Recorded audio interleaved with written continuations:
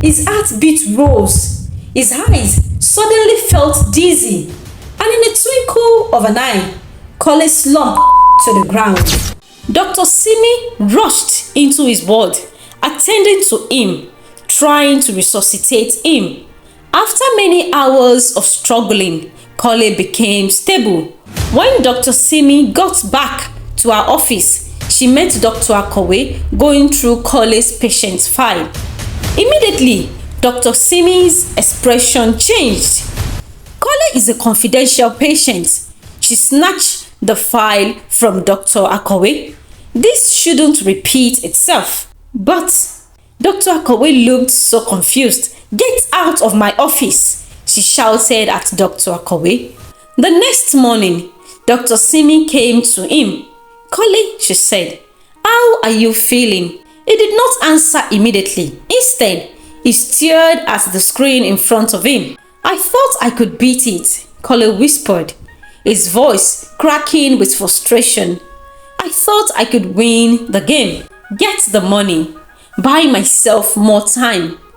But it's slipping away, Dr. Simi. The rules changed, and now I don't know what to do."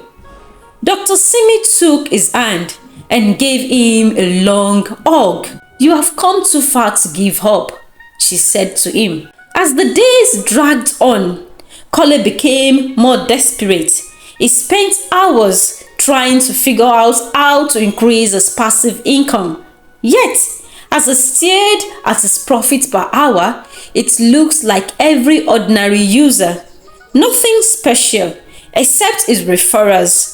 Lifecoin has gained over 100 million users, and Kole has successfully acquired 18.8 million referrals under his account alone. But this isn't enough, and the clock is ticking mercilessly, and now he has less than a month. He felt hopeless as he has tried everything, but nothing seems to work.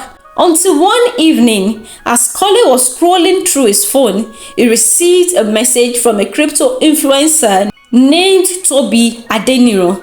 Adeniro is well known in the crypto community. The message was simple: "I've been following your story. I have a way to help, but it's risky. Meet me at 5 p.m. tomorrow."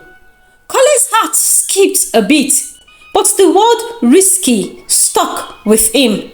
What more could he risk? His life was already on the line. The next day, Kole checked himself out of the hospital for the first time in months. He felt weak and every step was a struggle.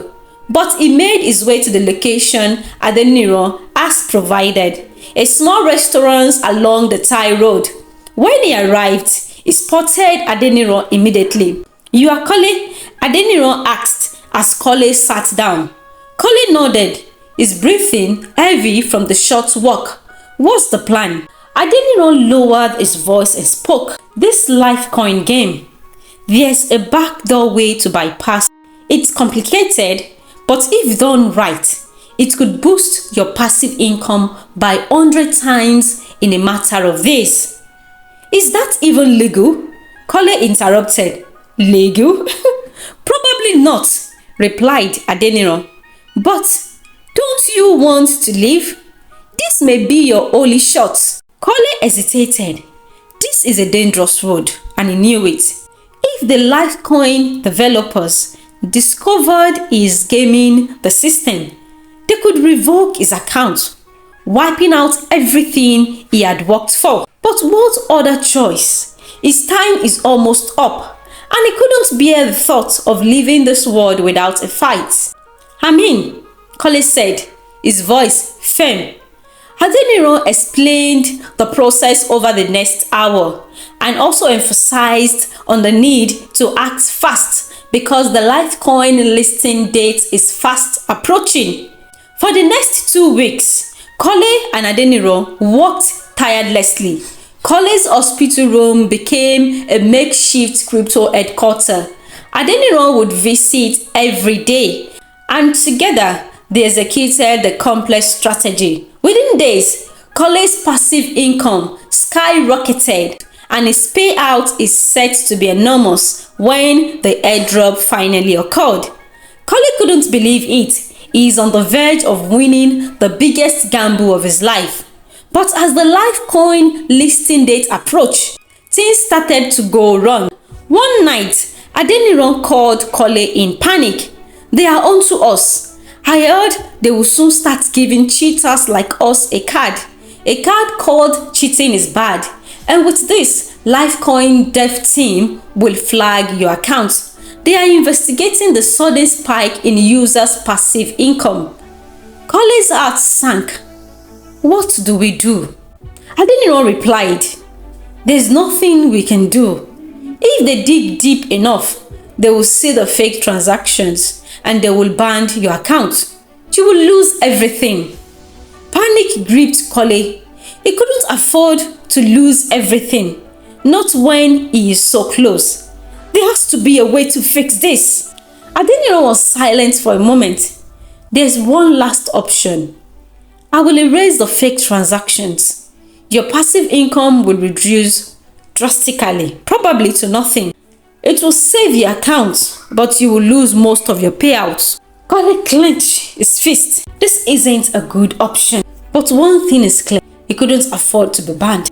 "Do it," Kole said. "Erase the transactions." Adeniran acted quickly, and within hours, Kole's passive income reduced drastically. Though his referrals remained intact, but the passive income balance became insignificant, nowhere near enough to cover the cost of his surgeries. The next morning, the cheating is bad card was given to users who cheated, and Kole couldn't check his account for fear that his account has been banned. That same day, in the evening, the Lifecoin dev team came on air, stating that they are changing the criteria as many users has cheated the system by increasing their passive income. Now, the airdrop would depend majorly on numbers of referrals. Kole sat with his head bowed, regretting and in fear. He still couldn't check his accounts. "Kole, where is your phone?" Dr. Simi asked as she entered into the room. Kole gave her the phone and said, "I think I got the cheating is bad card. Now, they have changed the criteria. If only I was patient and never sought out a shortcut. I ruined everything." But as Dr. Simi logged into his account, her face brightened with a smile. "You qualified for the airdrop." She showed Kole the phone. "What?" Kole jumped on his feet. He couldn't believe it. His account wasn't banned. Rather, it has all favored him. His referrals are still counting, now at 21.3 million. Goodness! He carried Dr. Simi in his arms. Dr. Simi hugged him back. "We did it," she said. The Lifecoin was listed at a good price of $0.1 and token was allocated based on numbers of referrals. Kole got a whopping of 54 million tokens. When Dr. Akowe heard the news, she became very excited considering her role in it all. So she rushed to share the good news with them. But as she pushed the door of Dr. Simi's office, Dr. Simi was not on seat. She raced to Kole's wardroom, but it was empty. Her body shook. She remembered the patient file she had read. Kole's patient file. No, this can't be. Dr. Akowe went to the managing director, but the look on Dr. Fred confirmed her suspicion. Lots of questions, but no answer. And in the days that followed, Dr. Fred told the media that they lost the young man, Kole, to the hand of the rare disease. This will quiet the social media noise and save the hospital reputation. In the plane, on a flight to a faraway destination, Kole and Simi clinked their glass cups. They just pulled the biggest scam on people, and now they have become the youngest billionaires in the world. Indeed, This story serves as a reminder that we should always question narratives. It also demonstrates how easily blind trust, especially when motivated by emotional appeals, can lead to people being exploited.